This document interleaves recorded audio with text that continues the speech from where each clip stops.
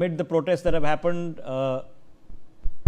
they have been blocking social media, okay, operating from other parts of the world. In this case, 480 of these channels operating from Pakistan, publishing just fake information that is designed to instigate. You know, when there is a problem in your house, do you not expect people who are nefarious to try to make the most of it? Of course you do. And the best thing is to not have a problem in your own house. And I'm hoping that within the scope of the next 24 hours, that's where we go back to. Okay, so are there going to be social media accounts in Pakistan trying to spread fake information, videos about people getting beaten up, or information about people, police brutality and dying? Yes. Can we tell the difference? Many of us can. Should the police point out this and knock them off? Yes. But can most people tell the difference? Yes. What we want from the Delhi police obviously is that, listen, we had a DCP who should not have been doing what he was doing, slapping a girl who was just standing on the side of the road, that he's in trouble, that no, we can't have. I've been saying this morning. It is reasonable, acceptable, standard operating procedure to have police persons, men and women in plain clothes, in mufti, on the streets, who are observing, who are reporting, who are recording. Perfectly reasonable standard police practice. There's nothing wrong in that. It's the right thing to be doing if you are an experienced police person, to have people in civil dress who are keeping a watch. Okay? It is perfectly unreasonable for people in plain clothes picking up lathis and joining in. You can clearly distinguish between the two, and anybody who is an IPS officer knows the difference. Okay? It is on us to demand of young people not to let their passion cross the line. We are expecting 17, 18-year-olds that who are hot and who are wet and who haven't slept and haven't eaten properly. We are expecting them to stay calm, stay measured, be mature, not become angry. We are expecting young people, when the quintessential definition is angry young man, angry young woman. Okay? We are expecting them to stay calm, so we are expecting IPS officers to stay calm, because they are trained to stay calm. They have the benefit of that training, and they are also upset and under a lot of pressure. I can understand, I can empathize, but they are trained to stay calm. So, can you go and slap somebody on the side of the street? Yes. Can you just remove your nameplate? I don't know who gave that order, that this was a smart move. That person was not a smart person. Okay. And then that lady justifying that ridiculousness, you make a mockery of the system. What you want right now is an assurance that the system is going to fix the problem that it created. Okay?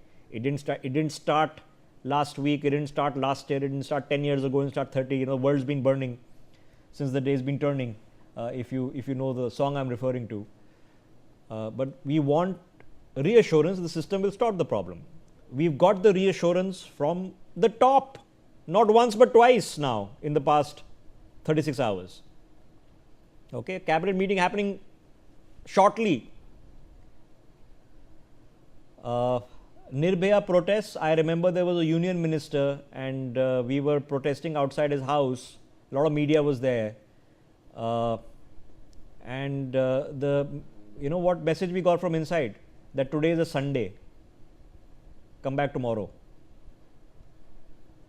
And then stuff hit the fan, and the same union minister was out addressing the media 1 hour later. So trust me, this is a lactritous action. You can always argue, why didn't we do it last week? Why didn't we do it 3 days ago? Yes, you can have that argument. Please have that debate. But those debates are now for the history books, for all us to learn on how to bring about real change even better. But from government, trust me, this is a lactritous action within 2 days. Okay? So That's a good thing. Okay. Arzu, how far are you now from Jantar Mantar? And it's not required. It's obvious what has happened. Arzu, how far are you from Jantar Mantar? It's still, I won't say it's the early hours of the morning, because it's past, it's 8:30 now. But what's the situation? It looks pretty quiet behind you. Well, Rishabh, right now I'm present at Mandi House, which is around 2 kilometers from the protest site, Jantar Mantar. And because the networks are not working, so it's not, we are not able to provide any live updates from there. So it's important to come far away from that place, because there is a jammer all around. Even in CP, there is no network. So this is the place where we are getting some network. So it's important to give the live update. And as far as the protest site is concerned, there are students who are sleeping the entire night at the protest site itself. So there is nothing like that. People will come on a regular basis. There are people who are spending their day and night at the protest site. And that's why what we are witnessing is that there is a solidarity, there is sympathy that the people from far away who are not able to even come to the protest site are showing by sending the food through Swiggy, Zomato. We have in fact seen hundreds of such Swiggy, Zomato orders that are coming, that are paid. The burgers are coming, the pizzas are coming, and in fact the drinks, everything, the people from far away who could not be the part of it are sending it. So the cause is genuine. What the students are demanding is genuine. But as Rishabh, you also mentioned, the social media is flooded with lot of messages, lot of reel, and algorithm is showing you what you wanted to see, or what it is coming up. But it is very important to understand there is lot of fake news that is going on. I would like to share one incident what happened yesterday, what I got to know from one person, that there is a candle march that is going on in one district of Uttar Pradesh for a woman, what it is said, that has been died in this protest, that the Chalo Sansad March. But the police have denied that there is no casualties that has happened on on 20th July Sansad Chalo March. But people are still believing those fake news, and they're carrying out the candle march for a girl who is still alive. So So misinformation, disinformation, chaos, over information. When things go wrong, and all the mechanisms are pushed to the limit, to the breaking point, then you identify the lacunae and the holes which we have to try to correct. It's been a mess. A